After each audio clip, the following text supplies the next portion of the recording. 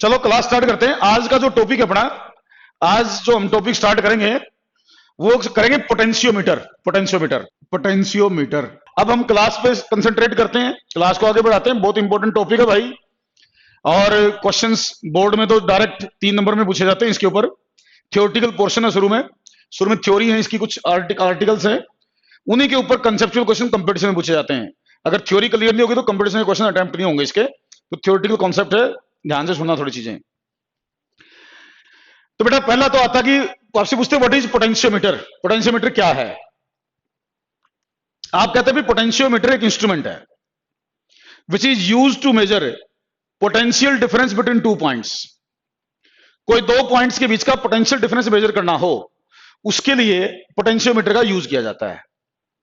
कई बार हम कहते हैं potentiometer is instrument which is use to measure EMF of the given cell. कोई सेल आपको दे दी जाए, उस सेल का ईएमएफ हमें मेजर करना हो तो हम वो काम पोटेंशियोमीटर से कर सकते हैं। देखो, पोटेंशियोमीटर से आप सेल का ईएमएफ या किन्हीं 2 पॉइंट्स के बीच का पोटेंशियल डिफरेंस मेजर करते हैं। यही काम आप वोल्टमीटर से भी कर सकते हैं। वोल्टमीटर भी पोटेंशियल डिफरेंस मेजर करने का काम आता है, पोटेंशियोमीटर भी वही काम करेगा। लेकिन पोटेंशियोमीटर को हम प्रेफर करते हैं इन कंपैरिजन टू वोल्टमीटर।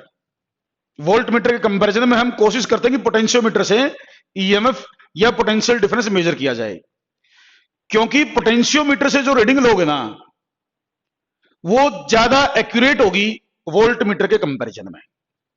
तो क्वेश्चन पूछा जाता है आपसे, why we prefer potentiometer over voltmeter, जबकि दोनों सेम काम करते हैं, पोटेंशियोमीटर को प्रेफर क्यों किया जाता है? तो इसकी रीडिंग ज्यादा एक्यूरेट होती है।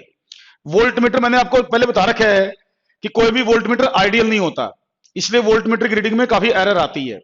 तो ये एक आइडियल वोल्टमीटर की तरह काम करता है। It will behave like ideal voltmeter. ये वोल्टमीटर नहीं है but it will behave like ideal voltmeter.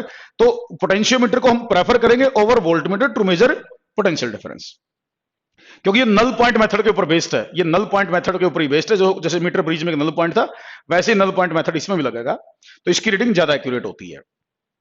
अब इसकी जनरल कंस्ट्रक्शन क्या है, इसकी जनरल कंस्ट्रक्शन क्या है, कैसे ये काम करेगा, इसका वर्किंग प्रिंसिपल क्या है, पहले वो बताएंगे हम। उसके बाद इसका यूज एक्सप्लेन करेंगे। 2 आर्टिकल इसके ऊपर हैं, पहला 3 आर्टिकल है वैसे टोटल।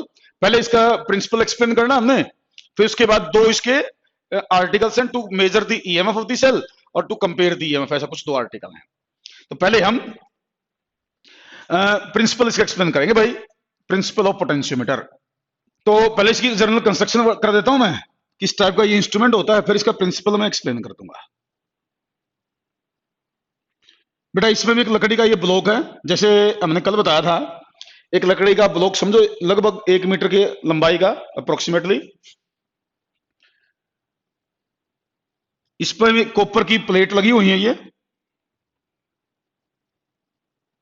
कॉपर प्लेट्स हैं, कॉपर प्लेट्स हैं ये जो मैं दिखा रहा हूं, और इन्हें साथ में ये एलओए की वायर हैं। मीटर ब्रिज में तो हमने एक वायर दिखाई थी, इसमें कई सारी वायर होती हैं। सारी वायर आपस में सीरीज में लगी हैं, सब ये रेजिस्टेंस वायर हैं, एलओए की बनी हुई हैं, कंस्टेंटन या मैग्नीन की। मैं ये 4 वायर दिखा रहा हूं। इसमें वायर 4 ही हो, कोई जरूरी नहीं है, 4 से ज्यादा भी हो सकती हैं, कम भी हो सकती हैं। तो ये मान लो इसका इनिशियल पॉइंट है ए, ये इसका फाइनल पॉइंट है बी। ये सारी 1-1 मीटर की वायर है, 1-1 मीटर की वायर है सारी। तो यहां से जैसे 0 से ये 100 सेंटीमीटर हो गया, यहां से फिर ये 200 सेंटीमीटर हो गया, यहां आते 300 हो गया, और यहां आते 400 सेंटीमीटर हो गया। तो 400 सेंटीमीटर मैंने दिखा रखे है। 4 वायर दिखा रखी हैं, 4 ही वायर हो, कोई जरूरी नहीं है, 4 से ज्यादा भी हो सकती हैं, कम भी हो सकती हैं, मैंने 4 दिखाई हैं। वैसे पोटेंशियोमीटर में 4 वायर का मतलब 400 सेंटीमीटर की वायर होगी। 4 वायर का मतलब 400 सेंटीमीटर टोटल लंबाई होगी इसकी। ये वायर जितनी लंबी होगी ना पोटेंशियोमीटर में, पोटेंशियोमीटर की रीडिंग उतनी ज्यादा एक्यूरेट आती है, उतनी ज्यादा सेंसिटिविटी इसकी बढ़ती है। तो वो तो बाद की बात है, लेकिन अभी तो ये समझ लो भी वायर कम ज्यादा हो सकती हैं। अच्छा, इसमें भी लंबाई मेजर करनी पड़ेगी हमें वायर की, तो इसमें स्केल भी लगी होगी भाई। ये मीटर स्केल बना देता हूं मैं। जरूरत पड़ने पर वायर की लंबाई मेजर करनी है तो स्केल से वो वायर की लंबाई मेजर की जा सकती है। अच्छा, करंट मेंटेन करना इसमें होने जैसे उसके लिए एक बैटरी लगाएंगे हम इसके साथ, बैटरी या सेल, वो यहां दिखा देता हूं मैं।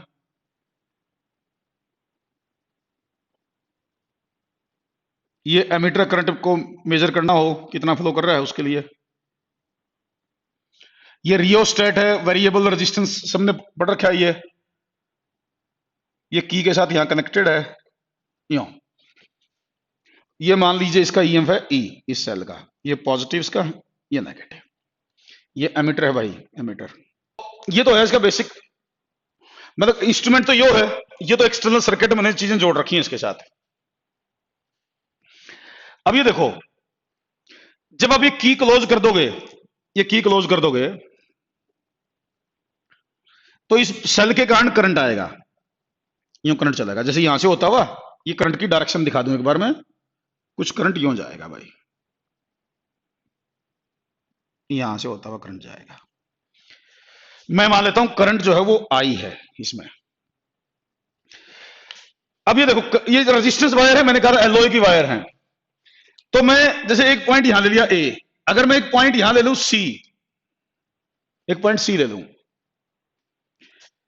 मान लो ये जो ए से सी है, ये ए से सी, ये पोर्शन, लेट इसका रेजिस्टेंस है आर और इसकी लेंथ है एल। ए से सी तक का पोर्शन जो है इसका रेजिस्टेंस आर है, लेंथ इसकी एल है। मैं एरिया यूनिफॉर्म मानूंगा पूरी वायर का, एरिया मैं यूनिफॉर्म मानूंगा। तो बेटा अगर मैं ए और सी के बीच में एक वोल्ट मीटर लगा के देखूं, ए और सी के बीच में एक वोल्ट मीटर लगा के देखूं, तो ए हायर पोटेंशियल पर होगा, सी लोअर पोटेंशियल पर होगा। ए हायर पोटेंशियल पर, सी लोअर पोटेंशियल पर। तो ये वायर का मैंने एक पोर्शन ले लिया ए से सी तक का, वहां मैंने वोल्ट मीटर लगा के देखा। मान लो V जो है पोटेंशियल डिफरेंस है in AC portion, AC portion में मान लो V is the potential difference in AC portion, A higher पर सी लोअर पर, क्योंकि करंट हायर टू लोअर जाता है। तो अकॉर्डिंग टू ओम्स लॉ हम लिख सकते हैं V is equal to I R. Ohm's law के अकॉर्डिंग V को आई आर लिखा जा सकता है, और R को क्या लिखा जा सकता है, रो एल बाई ए, एल छोटा, इसकी लंबाई एल स्मॉल एल लेना है, इनटू एरिया। तो यहां से V लिखा जा सकता है I row L by A, I row L by A. अब देखो, हम ये मान के चलेंगे इसमें हम लगातार कांस्टेंट करंट मेंटेन करेंगे, करंट इसमें हम कांस्टेंट मानेंगे। एरिया पूरी वायर का यूनिफॉर्म है, पूरी वायर की मोटाई कहीं कम ज्यादा नहीं है, एरिया यूनिफॉर्म है। तो ये देखो, इसमें ये पूरी टर्म कांस्टेंट होगी, इसका मतलब कांस्टेंट करंट मेंटेन कर रहे हो आप, आई यूनिफॉर्म बोल रहे हो, तो ये पूरी टर्म कांस्टेंट है। तो V प्रोपोर्शनल टू L हो गया, V हो गया प्रोपोर्शनल टू L। अब बताओ, ये V था इस पोर्शन का पोटेंशियल डिफरेंस, इस पोर्शन का पोटेंशियल डिफरेंस, और L इस पोर्शन की लंबाई थी, L इस पोर्शन की लंबाई थी, और V इस पोर्शन का पोटेंशियल डिफरेंस था। तो क्या मैं ये कह सकता हूं भी वायर का जो आपने पोर्शन लिया है, वायर का कोई भी पोर्शन आप ले रहे हैं, उस पोर्शन में जो पोटेंशियल डिफरेंस है, उस पोर्शन में जो पोटेंशियल डिफरेंस है वो उस पोर्शन की लेंथ के डायरेक्टली प्रोपोर्शनल है, that is proportional to length of the given portion, a particular portion. Potential difference in a particular portion of wire is directly proportional to length of that part और that portion. अरे बोल सकता हूं ना, potential difference in a portion of wire will be directly proportional to length of the portion if current is constant, if current is constant and area of cross section is uniform। क्या मैं ये बोल सकता हूं? बिल्कुल बोल सकता हूं, यहां से प्रोपोर्शनल आ रहा है। तो V is directly proportional to L जो है ना, यही है प्रिंसिपल ऑफ पोटेंशियोमीटर, इसी का नाम है, इसी को कहते हैं प्रिंसिपल ऑफ पोटेंशियोमीटर। तो एक अब प्रिंसिपल कोई पूछेगा आपसे, आपसे बोलेंगे भाई state the principal of potentiometer, ये पूछेंगे state the principal of potentiometer.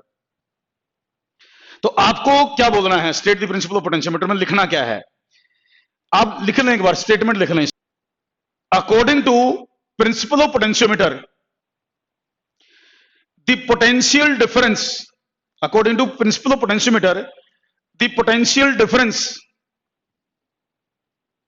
in a particular portion of wire will be directly proportional to that portion, length of that portion will be directly proportional to length of that portion, provided area of cross section of the wire is uniform, provided area of cross section of the wire is uniform and current flowing in the wire is constant, provided area of cross section of the wire is uniform and current flowing in the wire is constant. ये इसका principal लिखना पड़ेगा आपको। Wire का कोई भी portion लेंगे, उस पोर्शन में जो पोटेंशियल डिफरेंस आएगा वो उस पोर्शन की लेंथ के डायरेक्टली प्रोपोर्शनल होगा। पोटेंशियल डिफरेंस लेंथ के डायरेक्टली प्रोपोर्शनल होगा अगर एरिया यूनिफॉर्म है और करंट कांस्टेंट है। तो ये प्रिंसिपल के तौर पर लिखना है और ये समझाना है। क्वेश्चन क्या आता है, सुन लो मेरी दोबारा बात। बोर्ड में तो सीधा आएगा state and explain principal of potentiometer, state and explain यूं बोलेगा। स्टेटमेंट मैंने बोल दी, एक्सप्लेन कर दिया मैंने साथ में, ये एक्सप्लेन करना है। अब ये जो मैंने प्रिंसिपल बोला है इसके ऊपर सारे क्वेश्चंस आएंगे, फिर कंपटीशन में इसके ऊपर क्वेश्चंस बनते हैं सारे के सारे। अब चलो, अब जैसे इसमें बच्चा पूछ रहा है मेरे से कि रियोस्टेट का क्या काम है जी, रियोस्टेट का काम क्या है? बेटा आप पहले समझो रियोस्टेट क्या होता है। रियोस्टेट है variable resistance, rheostat variable resistance है। रियोस्टेट से रेजिस्टेंस को कम ज्यादा करके आप इस करंट को घटा बढ़ा सकते हो। रियोस्टेट के बारे में पूछा बच्चे ने, तो रियोस्टेट से रेजिस्टेंस कम ज्यादा करके इस करंट को हम चेंज कर सकते हैं अपनी रिक्वायरमेंट के अकॉर्डिंग, क्योंकि ये भी एक लैब का एक्सपेरिमेंटल इंस्ट्रूमेंट है यो। तो एक्सपेरिमेंट करते वक्त हमें कभी कम करंट की जरूरत पड़ती है, कभी ज्यादा की जरूरत पड़ती है, तो करंट को कम ज्यादा करने का काम रियोस्टेट का है। ठीक, ये रियोस्टेट का फंक्शन है इसमें। अब देखो ये जो मैंने लिखा इसको मैं यूं कह दूं, V is equal to a constant into L, V is equal to constant into L. तो ये आपका बेसिक फार्मूला बन गया पोटेंशियोमीटर का। आज और कल 2 दिन हमने पोटेंशियोमीटर पर काम करना है, आज का भी कल का भी काम इसी के ऊपर बेस्ड है। तो ये फार्मूला बार बार यूज होगा, V इज इक्वल टू के एल। इसमें K कांस्टेंट ऑफ प्रोपोर्शनलिटी है, K कांस्टेंट ऑफ प्रोपोर्शनलिटी है, लेकिन K की अगर वैल्यू निकालो तो V बाई एल है ये, V by L. V by L का मतलब potential difference per unit length, potential difference per unit length. तो इसको हम कहते हैं पोटेंशियल ग्रेडियंट, पोटेंशियल ग्रेडियंट कहते हैं इसे हम, पोटेंशियल ग्रेडियंट। तो potential difference per unit length, rate of change with respect to distance है यूएक्स में से, तो उसको पोटेंशियल ग्रेडियंट बोला जाएगा। तो इसकी यूनिट क्या बनेगी, यूनिट इसकी बनेगी वोल्ट पर मीटर। तो वोल्ट पर मीटर इसकी यूनिट होगी पोटेंशियल ग्रेडियंट की। तो V इज इक्वल टू के एल, के कांस्टेंट है, L length of the portion of wire है। तो यहां से पोटेंशियल डिफरेंस मेजर करने के लिए फार्मूला हमारे पास आ गया पोटेंशियोमीटर का। अच्छा यहां से देखो V प्रोपोर्शनल टू L है, तो L और V में ग्राफ ड्रा करो तो स्ट्रेट लाइन आएगा, V और L का ग्राफ स्ट्रेट लाइन आएगा। और इस ग्राफ का स्लोप निकालो तो स्लोप मेरे ख्याल से V बाई एल मतलब K के बराबर होगा, स्लोप K के बराबर होगा इस ग्राफ का। ठीक, और slope V by L is equal to K आया। तो और जैसे ना क्वेश्चन पूछा जाता है एक, जो पोटेंशियोमीटर आप लेते हैं ना, जिस पोटेंशियोमीटर के लिए इस पोटेंशियल ग्रेडियंट की वैल्यू, पोटेंशियोमीटर मान लो आपके पास कई सारे पोटेंशियोमीटर हैं, उनमें हर एक का अपना अपना अलग अलग के हो सकता है, हर एक का अपना अपना के अलग अलग हो सकता है। तो जिस पोटेंशियोमीटर का के जितना कम होगा ना, जिस पोटेंशियोमीटर का के से मेरा मतलब पोटेंशियल ग्रेडियंट जितना कम होगा ना, वो पोटेंशियोमीटर उतना ज्यादा सेंसिटिव होगा, वो पोटेंशियोमीटर उतना ज्यादा एक्यूरेट वैल्यू देगा। तो के हमारी कोशिश होती है कम करने की, हमारी कोशिश ये रहती है कि जो पोटेंशियोमीटर हम लें उसके लिए के की वैल्यू कम से कम आए, तो के की वैल्यू कम से कम आनी चाहिए। तो के कम रहेगा तो पोटेंशियोमीटर की सेंसिटिविटी बढ़ती है, सेंसिटिविटी बढ़ती है मतलब वो ज्यादा एक्यूरेट रीडिंग देता है, बहुत स्मॉल वैल्यूज को भी मेजर कर लेगा, फिर वो उसकी लिस्ट काउंट कम हो जाएगी, कुल मिलाकर ये है, तो बहुत स्मॉल वैल्यूज को भी मेजर कर लेगा वो। तो के हमारे कोशिश होती है कम से कम रखना। जैसे क्वेश्चन आता है किस पर, मान लो हमारे पास ना 2 पोटेंशियोमीटर हैं, मान लो हमारे पास 2 पोटेंशियोमीटर हैं, दोनों के लिए ग्राफ बनाया हमने V और L का, 2 पोटेंशियोमीटर के लिए हमने V और L का ग्राफ बनाया। एक पोटेंशियोमीटर का नाम मान लो A है, दूसरे पोटेंशियोमीटर का नाम मान लो B है। A के लिए ये ग्राफ आया, B के लिए ये ग्राफ आया। क्वेश्चन ये पूछा जाएगा कि A और B में से आप कौन से को प्रेफर करोगे, A और B में से कौन से को प्रेफर करोगे। तो बेटा जिसका के कम होगा उसको प्रेफर करेंगे हम। तो इसमें ए के लिए के कम होगा, बी के लिए के ज्यादा होगा। ए के लिए के कम होगा, बी के लिए के ज्यादा होगा। तो इसलिए हम प्रेफर करेंगे ए को, क्योंकि ए का पोटेंशियल ग्रेडियंट कम है, और जिसकी पोटेंशियल ग्रेडियंट कम होता है उसकी सेंसिटिविटी ज्यादा होती है, वो ज्यादा एक्यूरेट माना जाता है। फिर आपसे पूछते हैं भी एक चीज और देखो, एक बार एक और देखो, ये के लिखा मैंने यहां से, तो के को भी लिखने के ना दो तरीके हो सकते हैं, ये दोनों क्वेश्चंस में काम आएंगे अपने, मैं बता रहा हूं जो। देखो ये के क्या लिखा मैंने, K is equal to V by L.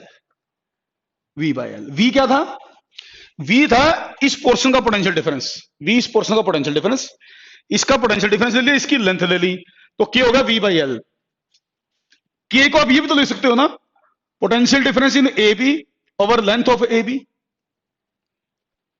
क्या मैं के को ये लिख दूं, पूरी वायर का पोटेंशियल डिफरेंस ले लूं, यहां से लेके यहां तक का पोटेंशियल डिफरेंस पूरी वायर का ले लूं, और पूरी वायर के पोटेंशियल डिफरेंस को टोटल लेंथ से डिवाइड कर दूं, टोटल पोटेंशियल डिफरेंस ए से बी तक का डिवाइड बाय टोटल लेंथ, वो भी तो के बनेगा भाई, दिस इज आल्सो के।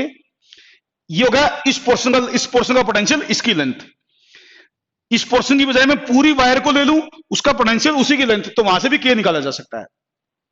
तो के लिखने के तो एक पर्टिकुलर पोर्शन का पोटेंशियल ले लो, उसी पोर्शन की लंबाई ले लो, एक पूरी वायर का पोटेंशियल ले लो और पूरी वायर की लेंथ ले लो, तो ये के इस तरीके से लिखा जा सकता है। इसकी जरूरत पड़ेगी अपन है, मैंने इसलिए बताया क्वेश्चन में ना, ये कभी इससे रिलेटेड डाटा दिया जाएगा, कभी इससे रिलेटेड डाटा दिया जाएगा, तो जोन से की जरूरत हो वो यूज कर लेंगे हम।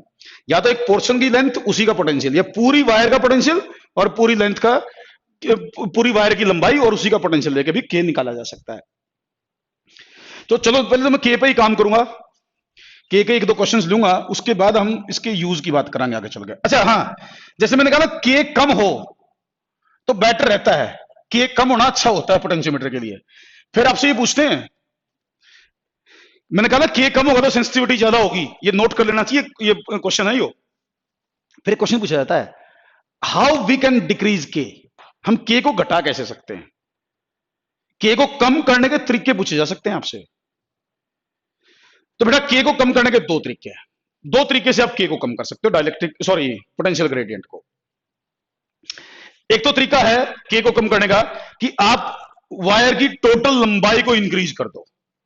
जैसे मैंने 4 वायर दे दी, मैंने थोड़ी देर पहले क्या कहा था कि पोटेंशियोमीटर में जितनी ज्यादा वायर होंगी ना, टोटल लेंथ, जैसे इसमें तो 400 सेंटीमीटर दिखा रखी मैंने, अगर हम 10 वायर करते तो ज्यादा अच्छा हो जाएगा, 20 वायर करते और अच्छा हो जाएगा। तो आप पोटेंशियल ग्रेडियंट को कम करने के लिए एक काम तो ये कर सकते हैं कि वायर की टोटल लंबाई बढ़ा सकते हो। जितनी ज्यादा टोटल लेंथ होगी वायर की, पोटेंशियल ग्रेडियंट उतना कम होगा और पोटेंशियोमीटर की सेंसिटिविटी ज्यादा होगी। तो टोटल लेंथ को इंक्रीज करके we can decrease potential gradient, ये लिख लो, by increasing the total length of the wire we can decrease potential gradient. लिख लिया, दो तरीके हैं। दूसरा भी तरीका है, कई बार क्वेश्चन ये दे देगा कि भाई हम वायर में किसी टाइप का चेंज नहीं कर सकते, मान लो कंडीशन लगा दी कि we can not change the wire, but हम डायरेक्टली पोटेंशियल ग्रेडियंट को कम करना चाहते हैं। वायर में चेंज कर नहीं सकते, पोटेंशियल ग्रेडियंट कम करना, फिर दूसरा तरीका बताओ। तो बेटा दूसरा तरीका है इस आई को डिक्रीज करके, करंट को डिक्रीज करके। देखो ना, के मैंने क्या लिखा, वी ए बी और एल ए बी, और वी ए बी क्या है, आई आर ए बी और एल ए बी। ठीक लिख रहा हूं मैं, wire total potential by total length. अब इसने बोला लेंथ मान लो आप चेंज नहीं कर सकते, लेंथ चेंज नहीं कर सकते, बट के घटाना है। के घटाने के लिए क्या करो, आई को घटा लो। अगर आप आई को डिक्रीज करेंगे तो के घट जाएगा, अगर वायर की लंबाई में कोई चेंज नहीं कर सकते तो करंट जो फ्लो कर रहा है ना, जैसे कुछ थोड़ी देर पहले बच्चे ने पूछा था कि रियोस्टेट का क्या काम है, रियोस्टेट का यही काम है, रियोस्टेट से करंट चेंज कर देंगे, करंट घटा देंगे, ग्रेडियंट घट जाएगा, आपका ग्रेडियंट घट जाएगा, सेंसिटिविटी बढ़ जाएगी। चलो अब इसके ऊपर मैं कुछ क्वेश्चन लेता हूं ग्रेडियंट निकालने के, how to calculate the gradient, वो देख लो भाई। जैसे मैंने पोटेंशियोमीटर बनाया, पोटेंशियोमीटर में मैंने 4 वायर बनाई, फिर मैंने पूरा इंस्ट्रूमेंट दिखाया 4 वायर बना के। हाँ मैं एक बात तो बतानी भूलेगा तरते हैं, ये जो इसमें जो मैंने सेल दिखाई थी ना, सेल का नाम लिख लो। ये जो सेल बनाई थी मैंने, जो सेल मैंने बनाई थी ना, अभी मैं दोबारा बना ही देता हूं। अच्छा देखो, आगे चल के ना हम वायर एक दिखाएंगे, अब पोटेंशियोमीटर में एक वायर दिखाएंगे, ध्यान रखना। ये मत मानना कि वायर एक ही है। ये तो डायग्राम को आसान बनाने के लिए ना बार बार हमें बड़ी वायर ना दिखानी पड़े, हम एक वायर दिखा रहे हैं। ये मत मानना कि पोटेंशियोमीटर में एक वायर होती है। तो मैं एक पॉइंट बता दूं, जैसे मैंने अभी सर्किट यूं बनाया था, कुछ यूं सर्किट बनाया था अभी,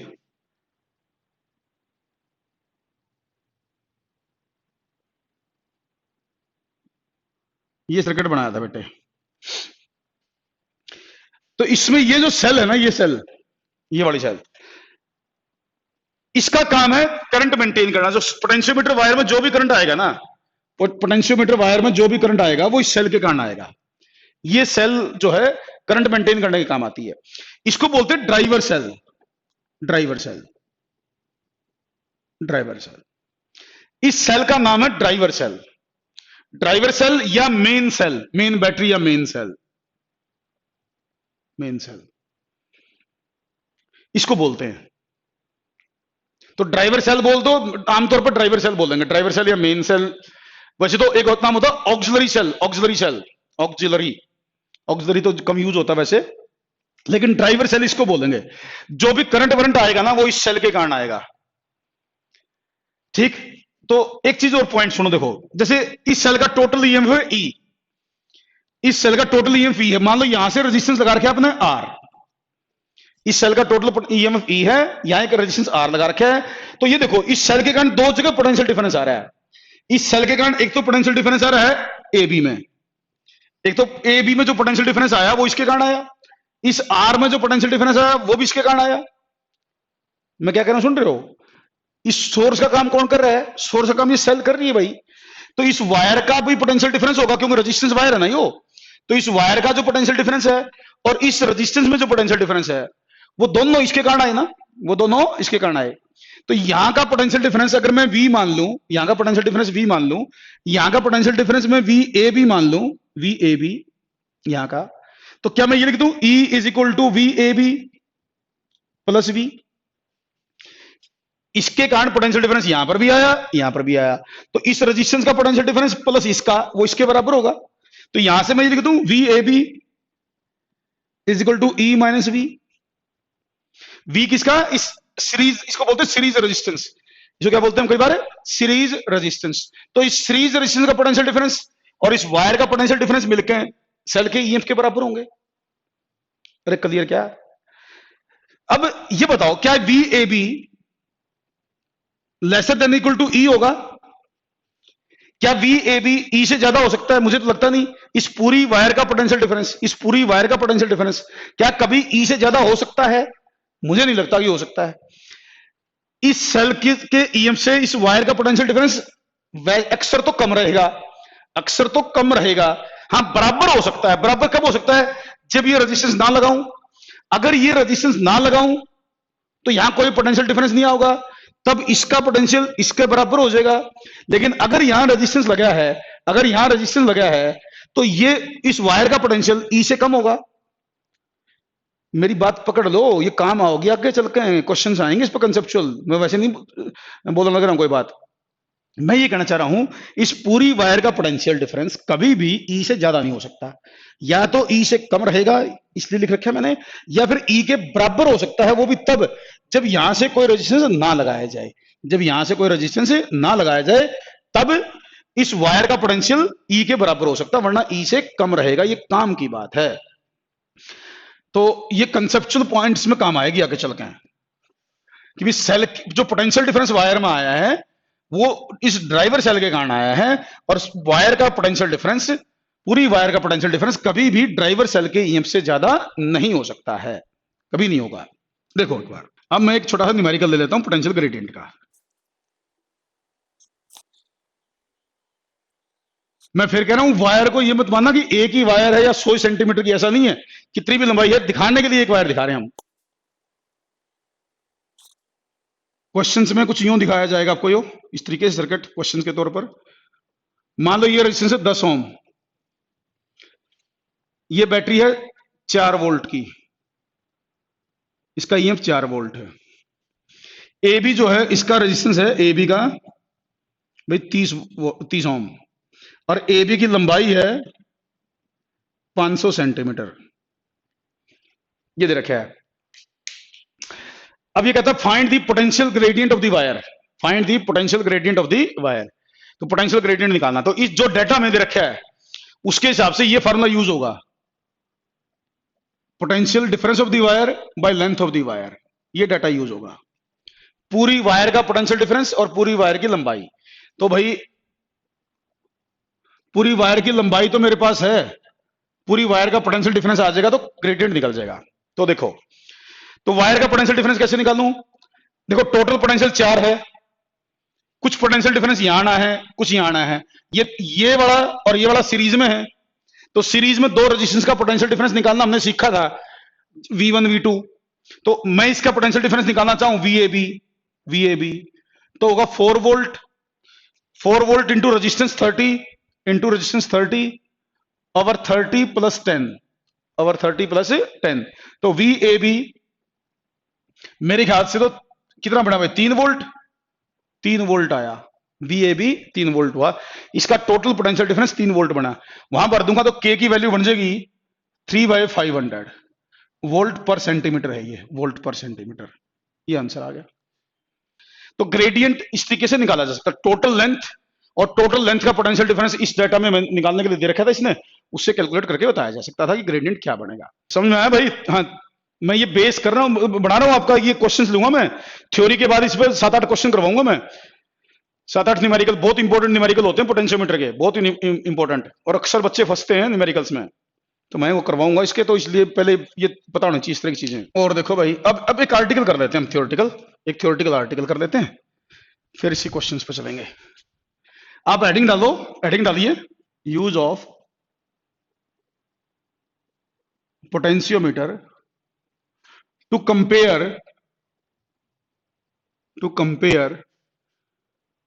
EMF of 2 cells, या कई बार लिखा होगा to compare the EMF of 2 primary cells, इस तरह कुछ लिख देगा। ये हेडिंग बहुत इंपॉर्टेंट आर्टिकल है, बोर्ड के लिए इंपॉर्टेंट लिख लें, बोर्ड्स के लिए इंपॉर्टेंट लिख लें, वेरी इंपॉर्टेंट आर्टिकल। इसका फार्मूला, लास्ट वाला फार्मूला कंपटीशन में क्वेश्चन के लिए इंपॉर्टेंट है। पूरा आर्टिकल बोर्ड्स में कई बार पूछा जाता है, 3 नंबर में सीधा आएगा, डायग्राम बनानी है, जो वर्किंग में बताऊंगा ध्यान से नोट करनी है, और आसान है बिल्कुल, लेकिन कई बार ये थ्योरेटिकल आर्टिकल के तौर पे पूछा जाता है। जो इंस्ट्रूमेंट होते हैं ना, जैसे मीटर ब्रिज एक इंस्ट्रूमेंट है, पोटेंशियोमीटर एक इंस्ट्रूमेंट है, फिर आगे चल के साइक्लोट्रॉन आएगा, फिर एक मूविंग कॉइल गैल्वेनोमीटर आएगा, फिर आपका एक AC जनरेटर है, ट्रांसफॉर्मर है, ये कई सारे इंस्ट्रूमेंट हैं फिजिक्स में। उन इंस्ट्रूमेंट में से एक इंस्ट्रूमेंट 100% हर साल आता है पेपर में, तो ये बोर्ड के पेपर के लिए, सब्जेक्टिव पेपर के लिए बहुत इंपॉर्टेंट आर्टिकल है, मीटर ब्रिज वाला भी और पोटेंशियोमीटर वाला भी, तो बोर्ड्स के लिए लिख लेना ऊपर इंपॉर्टेंट आर्टिकल। तो भाई अब पोटेंशियोमीटर का यूज मैं बताऊंगा, ध्यान से सुन लेना भाई चीजों को। तो पहले मैं बनाता हूं इसकी सर्किट डायग्राम,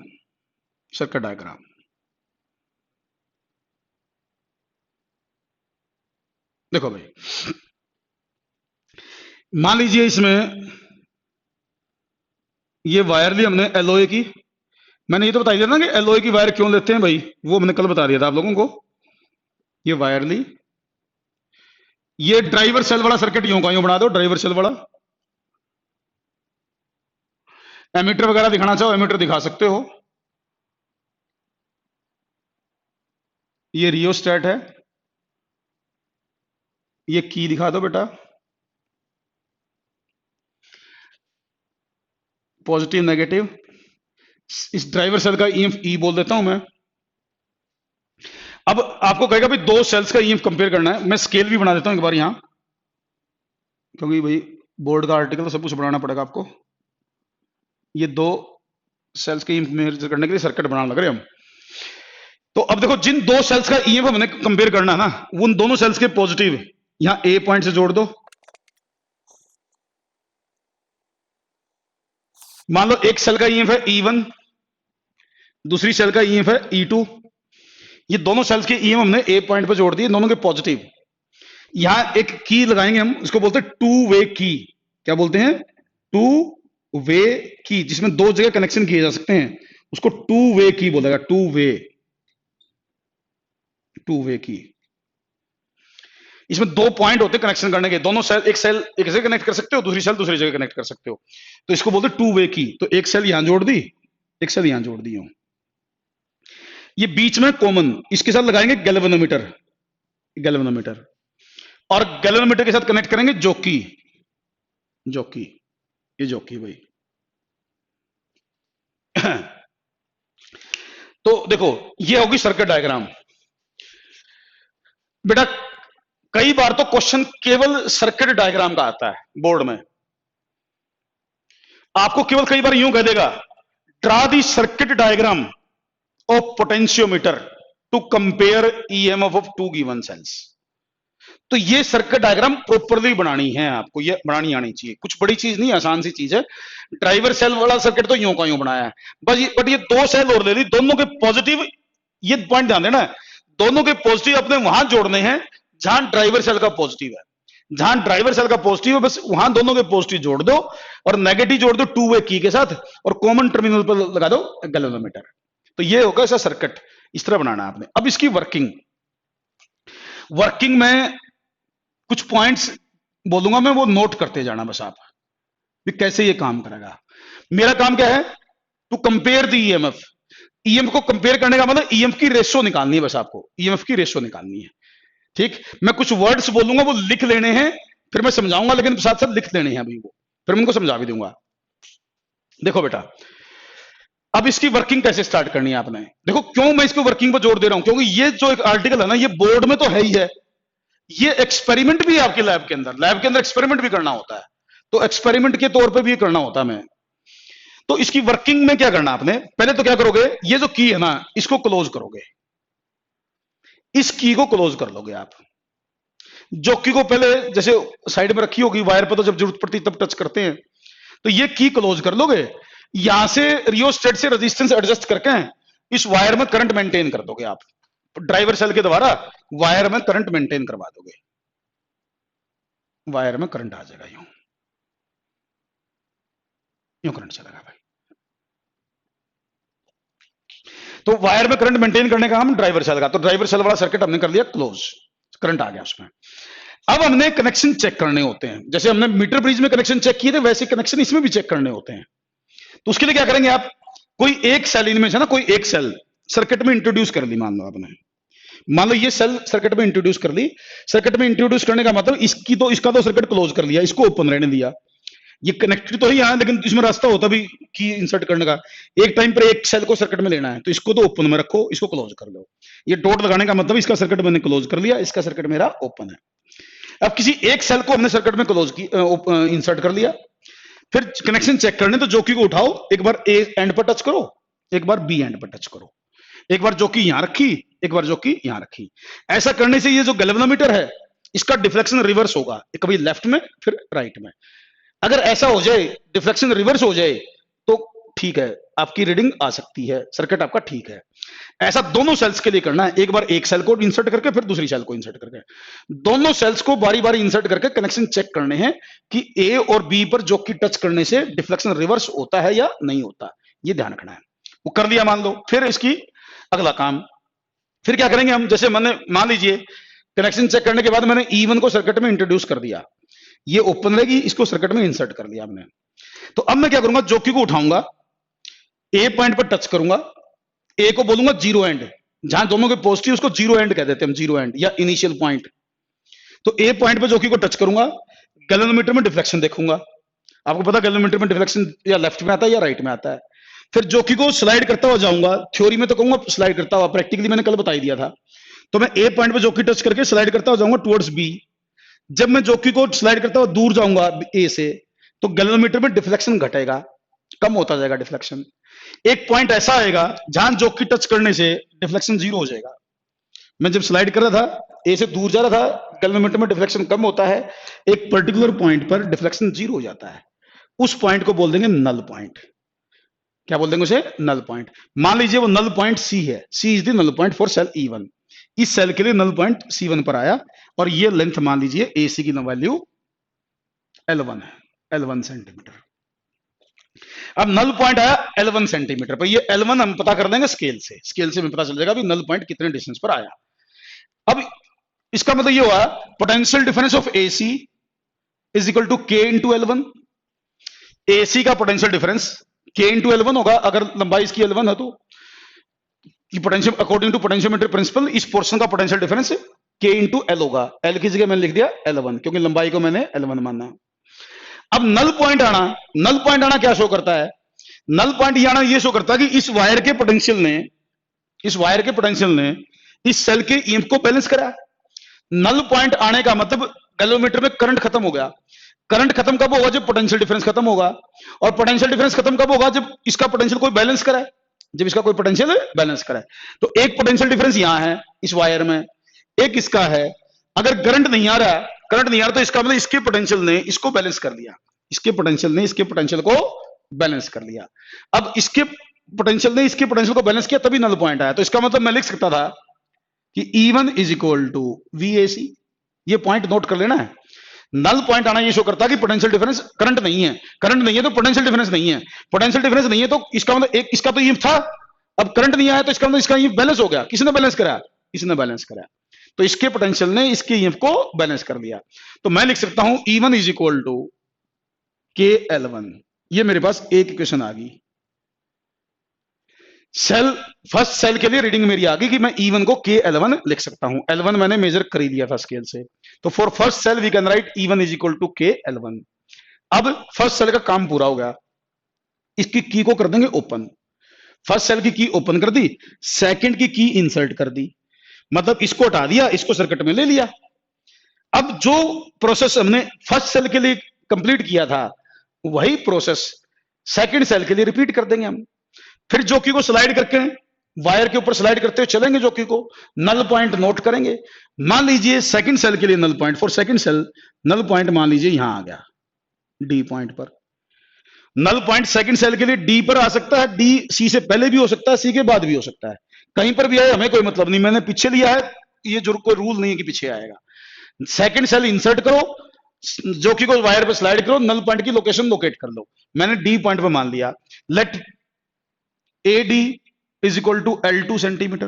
AD की वैल्यू L2 सेंटीमीटर है। इसका मतलब AD का पोटेंशियल डिफरेंस KL2 हो गया।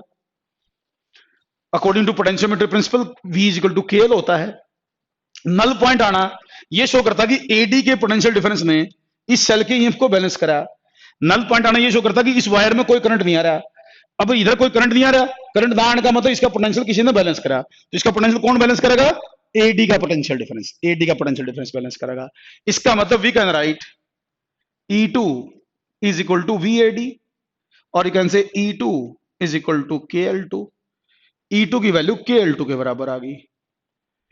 तो E1 की वैल्यू KL1 होगी, E2 की वैल्यू KL2 होगी। अब E1 बाय E2 की रेशो ले लो, E1 बाय E2 की रेशो ले लो, तो KL1 बाय KL2, इसका मतलब E1 by E2 that will be equal to L1 by L2। ये अपना आंसर आ गया। जो L1 और L2 की रेशो होगी, वही रेशो E1 और E2 की होगी। तो EMF की रेशो लेंथ की रेशो के बराबर आ जाएगी। तो नल पॉइंट जितनी लेंथ पर आता है ना, एक्सपेरिमेंट में क्या करना हमें ये देखना कि नल पॉइंट कितनी लेंथ पर आया। एक फर्स्ट सेल के लिए नल पॉइंट कहां आया, सेकंड सेल के लिए नल पॉइंट कहां आया, उन दोनों सेल्स के लिए जो नल पॉइंट की लेंथ आएगी उनकी रेशो ले लो, वही EMF की रेशो के बराबर होगी। जैसे मान लो L1 आया 200 सेंटीमीटर पर, L2 आया 300 सेंटीमीटर पर। फर्स्ट सेल के लिए नल पॉइंट 200 सेंटीमीटर पर आता है, सेकंड सेल के लिए नल पॉइंट 300 सेंटीमीटर पर आता है। तो बेटा E1 बाय E2 की रेशो बन जाएगी, मैं ये एग्जांपल ले रहा हूं एक, दैट विल बी 200 बाय 300, ये कट जाएगा। तो E1 बाय E2 की रेशो 2/3 के बराबर आ जाएगी, 2/3 के बराबर आ जाएगी। 2/3 इस तरीके से नल पॉइंट नोट करके रेशो ली जाती है। मेरे ख्याल से समझ में आना चाहिए, आसान है। मैं दोबारा फिर बता देता हूं, एक बार थोड़ा मोटा बता देता हूं मैं एक बार, क्योंकि आर्टिकल इंपॉर्टेंट है, लाइटली मैं ले नहीं सकता। मैं दोबारा एक बार समझाता हूं कि भाई ये मैंने क्या बोला, आपको पूरा ध्यान से सुनना। मैं दोबारा बता देता हूं। पहले तो बेटे सर्किट तो आपको ध्यान रखना है, ड्राइवर सेल, रियोस्टेट, ये तो सर्किट यूं का यूं पहले बड़ा, बस बड़ा ही बना दिया हमने, इधर बना दिया। अब दोनों सेल्स के पॉजिटिव ए पॉइंट पर जोड़ने, जहां ड्राइवर सेल का पॉजिटिव, वहां दोनों सेल के पॉजिटिव आने चाहिए। इसको बोलते हैं टू वे की। इसके बीच में लगा दो गैल्वेनोमीटर। अब क्या करना है, पहले इस की को क्लोज करके करंट मेंटेन करवा दो। इस की को क्लोज कर लिया, करंट मेंटेन करवा दो। फिर एक बार E1 और E2 को बारी बारी इंसर्ट करके कनेक्शन चेक कर लो। तब कनेक्शन चेक करने में क्या कि ए और बी पर जॉकी टच करनी है, एक बार ए पर एक बार बी पर, और डिफ्लेक्शन चेक करना कि रिवर्स होता है या नहीं होता है। डिफ्लेक्शन रिवर्स होना चाहिए। वो करने के बाद आपने एक बार एक टाइम में एक सेल को सर्किट में इंसर्ट करना है, दूसरी को ओपन रखना है। फिर जॉकी को वायर पे स्लाइड करके नल पॉइंट की पोजीशन को नोट करना है। मैंने ये माना कि E1 सेल के लिए नल पॉइंट सी पॉइंट पर आया, तो सी, ए से सी की लंबाई 11 सेंटीमीटर मैंने मानी, तो पोटेंशियोमीटर प्रिंसिपल के अकॉर्डिंग ए सी का पोटेंशियल डिफरेंस K11 हो गया। फिर मैंने कहा भी नल पॉइंट आना क्या शो करता है, E1 सेल के लिए जब नल पॉइंट आया तो इसका मतलब E1 सेल का पोटेंशियल वायर के पोटेंशियल ने बैलेंस कर दिया, क्योंकि नल पॉइंट आने का मतलब उस वायर में करंट जीरो हो गया। करंट जीरो होने का मतलब potential difference, net potential difference zero हो गया, बैलेंस हो गया पोटेंशियल। तो वो किसने बैलेंस करा, वो वायर के, आपका जो क्या कहते हैं उसको, वायर के पोटेंशियल डिफरेंस ने बैलेंस करा। तो नल पॉइंट आने का मतलब वायर का पोटेंशियल E1 के बराबर रख दिया, तो वहां से E1 की वैल्यू K11 के बराबर आ गई। फिर यही काम सेकंड सेल के लिए किया मैंने। सेकंड सेल के लिए भी मैंने जॉकी को स्लाइड करके देखा, नल पॉइंट नोट कर लिया था। वो मैंने कहा था भी सेकंड सेल के लिए नल पॉइंट डी पॉइंट पर आया था। वो डी सी से पहले भी हो सकता है, बाद में भी सी के ऊपर भी हो सकता है। जो सेल जितनी बड़ी होगी, जिस सेल का ये जितना ज्यादा होगा, वो उतनी ज्यादा लेंथ पे बैलेंस होगी। यूं सोच लो, जो सेल छोटी होगी वो कम लेंथ पे बैलेंस हो जाएगी, जो सेल बड़ी होगी वो ज्यादा लेंथ पे बैलेंस होगी, क्योंकि उसको ज्यादा पोटेंशियल चाहिए बैलेंसिंग के लिए। तो सेकंड सेल का नल पॉइंट डी पर आया, उसकी लंबाई ले ली, ए से डी का पोटेंशियल डिफरेंस ले लिया, नल पॉइंट आया है तो इसका ये पोटेंशियल डिफरेंस इसके बराबर है, इक्वेट कर दिया, और E1 बाई E2 की रेशो लेकर L1 बाई L2 लिख दी। अभी चलते हैं, कल मिलते हैं।